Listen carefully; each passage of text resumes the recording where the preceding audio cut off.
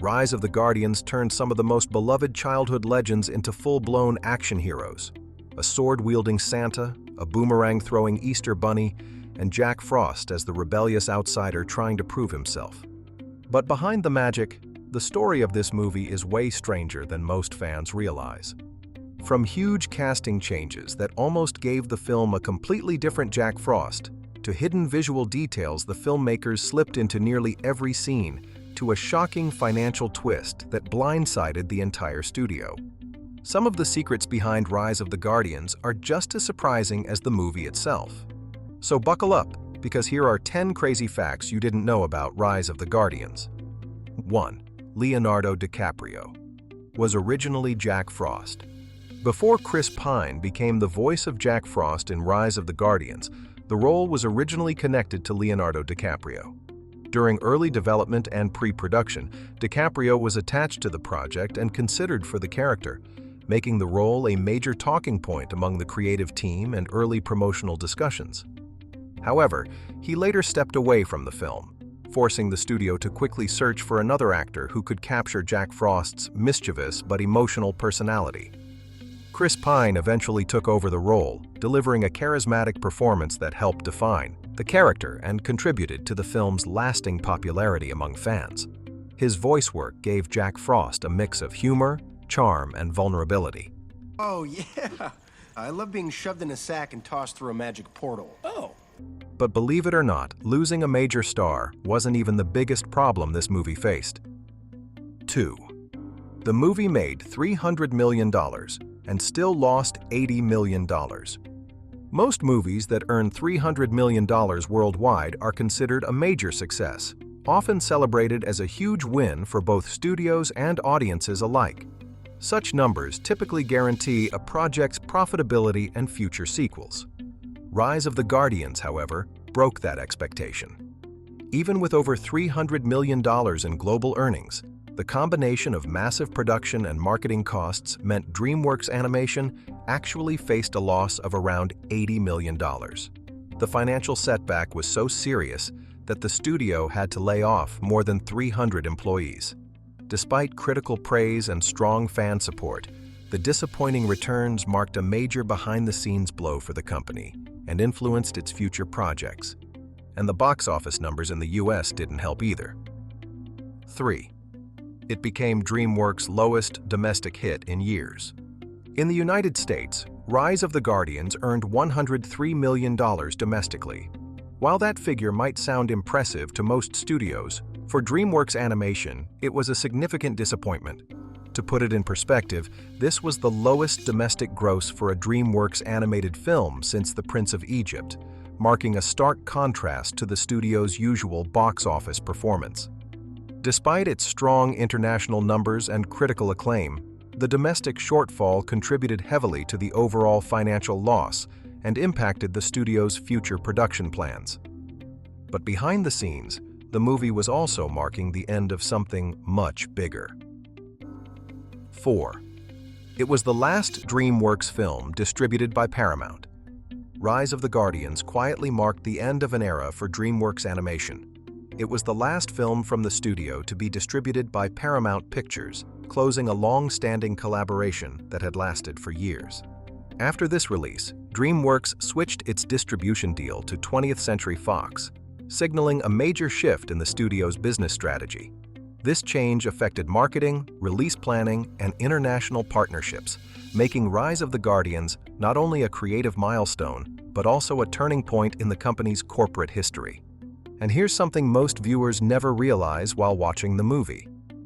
The filmmakers secretly hid a strange rule throughout the entire film, one that changes how you see almost every scene. But before we reveal it, take a second to like the video and subscribe if you enjoy discovering crazy movie secrets like these. Trust me, the next detail is one of those things you'll never be able to unsee once you notice it. 5. Most adult characters' faces are never shown. Throughout Rise of the Guardians, you almost never see the faces of ordinary adults. The filmmakers deliberately chose to keep most adult characters either out of frame, in shadow, or slightly out of focus. Aside from the Guardians and the villain Pitch Black, Adults remain visually obscured throughout the story. This creative decision was designed to keep the focus entirely on the magical figures and mythical beings that children believe in, emphasizing their larger-than-life presence and preserving the sense of wonder central to the film's world. But the film's version of one legendary character is also, historically, very inaccurate. 6. Santa Claus is actually Greek, not Russian. The real-life inspiration for Santa Claus, Saint Nicholas of Myra, was a Greek missionary born in what is now Turkey, celebrated for his generosity, compassion, and religious devotion rather than any combat or theatrical exploits. In Rise of the Guardians, Santa is completely reimagined with a thick Russian accent, enormous swords, and the presence of a battle-hardened warrior. This daring reinterpretation contrasts sharply with historical accounts, producing one of the most unusual and instantly memorable versions of Santa Claus ever depicted on screen. By blending elements of myth, action, and humor, the film gives audiences a fresh, larger-than-life take on the beloved figure. I feel it in my belly. And the movie also sneaks in a surprising real-life weather event. 7. The Easter blizzard was a real historical event. At one point in Rise of the Guardians, the Easter Bunny jokes that Jack Frost caused a blizzard on Easter Sunday in 1968. The line isn't random, it's a playful nod inserted by the filmmakers to connect the magical world of the Guardians with a quirky real-world event, adding a layer of humor for attentive viewers. In fact, in 1968, a real Easter snowstorm swept across parts of the United States, causing travel delays, canceled events, and disrupted celebrations. By referencing this historical blizzard, the movie cleverly blends reality with fantasy, giving audiences a subtle Easter egg while enhancing the story's charm and grounding the Guardians' whimsical adventures in a hint of actual history. But the connections to real life don't stop there. 8. Hugh Jackman had already worked with DreamWorks. Hugh Jackman absolutely steals the spotlight as the tough, boomerang-throwing Easter Bunny in Rise of the Guardians. His performance balances humor, bravado, and heart, giving the character a unique presence that stands out even among the legendary Guardians. Interestingly, this wasn't Jackman's first time working with DreamWorks Animation. He had previously lent his voice to the animated film Flushed Away, making Rise of the Guardians his second major DreamWorks voice role and solidifying his reputation as a versatile actor capable of bringing animated characters to life. Not on you, Nelly. See you back at the pole. And interestingly, the story we see in the movie doesn't even take place during the same timeline as the books. 9. The movie takes place 300 years after the books. Rise of the Guardians is based on Guardians of Childhood by William Joyce, but it doesn't follow the book's events directly. The filmmakers chose to set the story approximately 300 years after the timeline of the novels, creating a fresh perspective on the characters and their world. This approach allows the movie to act more like a continuation or expansion of Joyce's universe rather than a faithful adaptation. By taking creative liberties with the timeline, the film explores new stories, modernizes the characters for contemporary audiences, and builds a cinematic narrative that complements the source material without being confined by it. And the release date of the film was also something DreamWorks had never tried before. 10. It was DreamWorks' first Thanksgiving release. Believe it or not, Rise of the Guardians was the first DreamWorks Animation release to hit theaters during Thanksgiving week. The studio intentionally chose the holiday window, hoping to draw families during one of the busiest movie-going weekends of the year.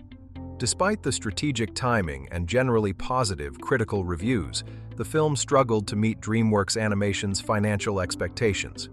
Box office returns fell short domestically, and the high production and marketing costs meant that even strong audience interest couldn't offset the studio's overall losses, making the release a cautious lesson in timing and budgeting for future projects. Even though Rise of the Guardians didn't perform the way DreamWorks hoped, it still became a fan favorite. With incredible animation, unforgettable characters, and a story that many people still hope will get a sequel someday. Which fact shocked you the most? The movie losing $80 million despite grossing $300 million? Santa having a Russian accent instead of being historically Greek? Or the clever hiding of adult faces throughout the film? Drop a comment and let us know, and don't forget to subscribe for more behind-the-scenes deep dives like this. And if you want to explore another legendary, chaotic, and wildly inventive animated world, check out one of our videos. Gremlins, 1984. 10 Crazy Facts You Didn't Know. It's packed with puppetry disasters, on-set mishaps, and behind-the-scenes stories that are almost stranger than the movie itself. Watch it next.